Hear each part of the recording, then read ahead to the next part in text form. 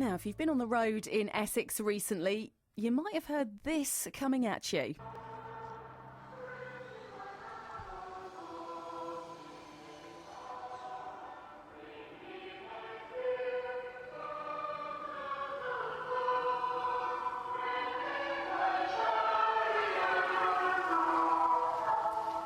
It's a big white transit. It's got Home Rule plastered across its side. And it is, of course, blasting out Jerusalem.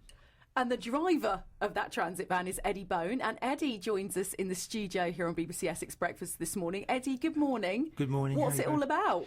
Well, basically, the Campaign for an English Parliament has been campaigning for fair governance for England for years.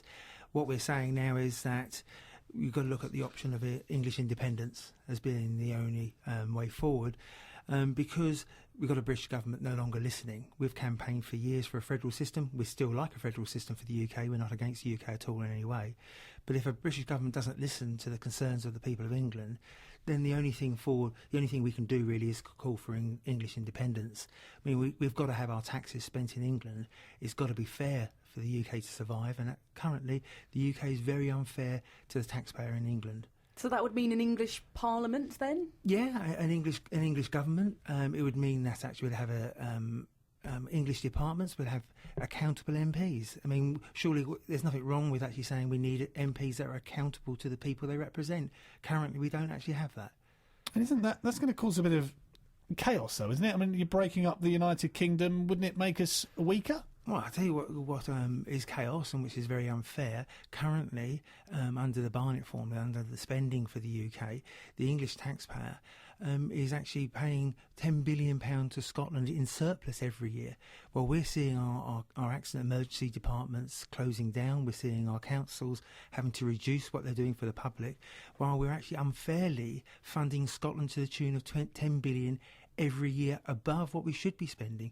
Now, surely that's why the UK is struggling to survive, because it's very unfair on the English taxpayer. Stay there, Eddie. Kirsty Blackman is the SNP MP for Aberdeen North and is listening to this conversation. Kirsty, good morning to you. What do you think about this? Good morning. I think polls have shown that English people don't really have a huge amount of appetite for independence. However, if the English people suddenly do, if there's suddenly a desire for independence within England, then that's great. Absolutely, go for it. Well, can I respond? Yeah, I was going to say, what do you think? Do you think, she said that there isn't an appetite, is there? Well, without a doubt, there's been a massive appetite. It's not been widely reported. You know, if you're seeing across the country support, we've actually noticed more support for independence for England when we've been out campaigning than we actually have for a federal system. And what I would say back to Kirsty is, you're just expressed a view and opinion on England. Well, actually, the SNP lost their referendum quite convincingly, and yet you still push for independence for Scotland. If you are going to actually look at the democratic process, you should be involved in actually honouring the people who voted to stay within the United Kingdom. What happened with Nicola Sturgeon after the Brexit vote, she entered into a UK-wide referendum, lost that vote, and actually really had a spat a dummy out and got really upset by it.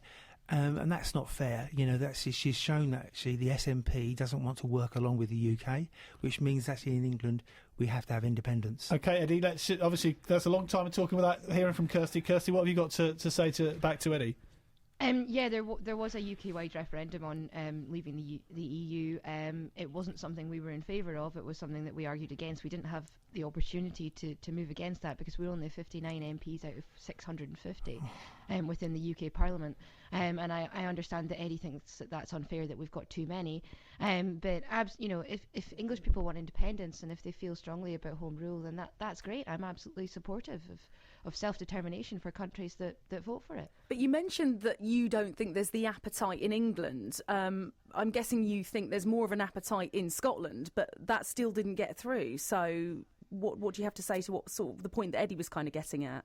Yeah, I mean, in terms of the appetite in England and taking that from polling responses that there's obviously not been a referendum on English independence. We had a referendum in 2014 in Scotland, and the no side won that campaign, which was to remain within the UK.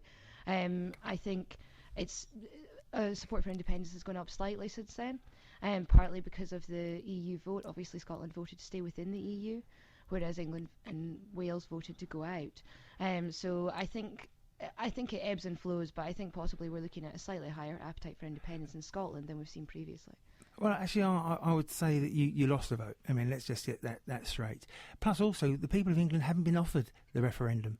You know, you've had a couple of referendums, so has Wales. The people of England have been denied that referendum. The British government should listen to the concerns of the people of England and give us our choice. The Nicola Sturgeon actually entered into a UK-wide referendum, and she went into that knowing full well that she could lose. It's like playing a game of poker, going in with a hand thinking you're confidently going to win, and then losing that game of poker and kicking the table over. That's exactly what Nicola Sturgeon did, and she's damaged the UK because of it.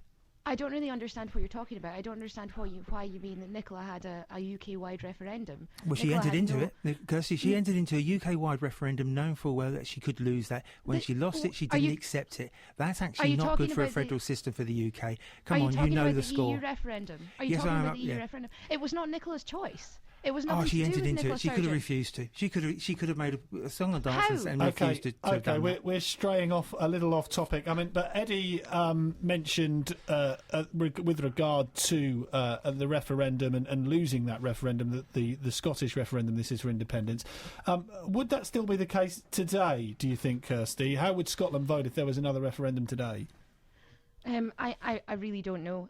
Polls are showing that support for independence is up. I don't think it's probably over 50%. We have to sort of see on that. I think there has been a change in terms of people feeling really strongly that we should stay within the EU, and I think people are really concerned by being taken out of the EU because we voted to stay in. Okay, Kirsty, thank you very much. That's Kirsty Blackman, the SNP MP for Aberdeen North.